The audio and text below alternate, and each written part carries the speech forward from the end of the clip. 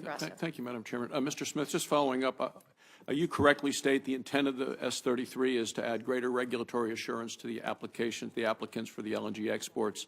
And as you said, the Department does share the goal of transparency and certainty of process.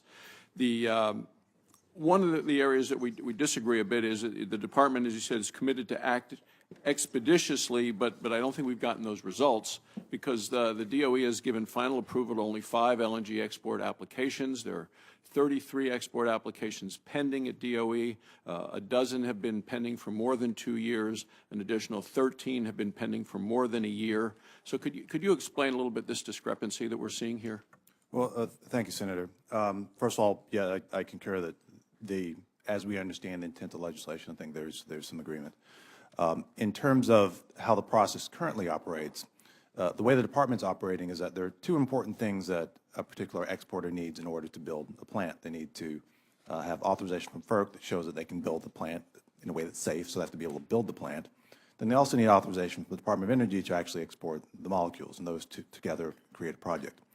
Our process now says that we look at a particular an applicant after it's completed that FERC process to demonstrate that they can actually build the plant safely.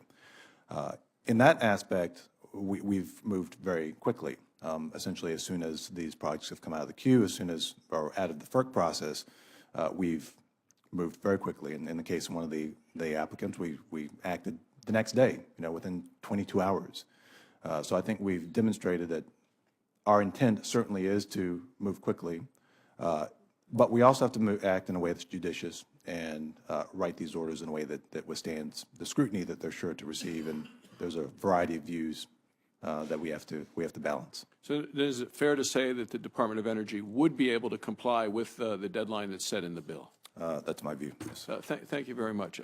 Mr. Karani, it's my understanding there are 21 countries now that import more than 40% of their natural gas from Russia.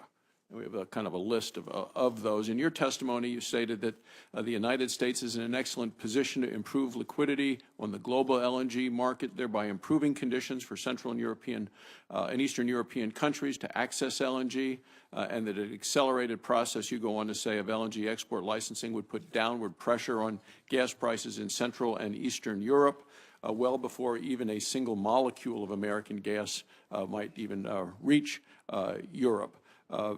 So could you further explain how U.S. LNG exports can help European nations even if U.S. LNG is actually not shipped to Europe? Thank you, Senator. That's an excellent question. It actually already has, because the mere fact that the United States no longer imports in large quantities LNG from outside the U.S. Actually put a downward pressure on European prices already. Part of the reason why Gazprom had to renegotiate long-term natural gas supply contracts in Europe and in Central and Eastern Europe as well is that these countries built up LNG terminals, regasification terminals, and they have access to this global LNG market.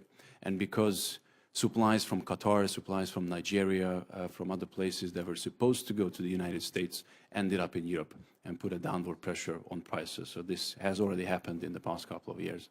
Looking forward, if there are additional quantities on the international gas markets, LNG markets, that will put a further downward pressure on these prices, especially if Central and Eastern Europe will manage to complete its regional market integration and integrate well into the rest of the EU, so there is a single unified European energy market. Thank you. And Mr. Eisenberg, you stated that the overwhelming number of economists have looked at this issue, including the Department of Energy itself, have all repeatedly concluded that LNG exports and a strong domestic manufacturing sector can coexist. Could you expand on your comments for that? Thank you, Senator. That's a really excellent point. I've read most of the studies at this point. I'm not an economist. I know a lot of very smart ones, and I've read most of them. The list is pretty long. They've all basically come out to the same place, which is, and it was NERA, IHS Global Insight, ICF International, Deloitte, NERA again, Baker Institute at Rice University, Brookings. They all come to the same spot. If I could read you something from the updated, NERA actually updated the study that it did for the EIA. Or for the DOE a couple years ago. And the last page of the executive summary has the title, U.S. Manufacturing Renaissance is Unlikely to be Harmed by LNG Exports. And they say, our analysis suggests that there is no support for the concern that LNG exports, even in the unlimited export case, will obstruct a chemicals or manufacturing renaissance in the United States. At the end of the day, we're also seeing this in real life on the ground. Everybody's winning here. Thank you. Thank you, Madam Chairman.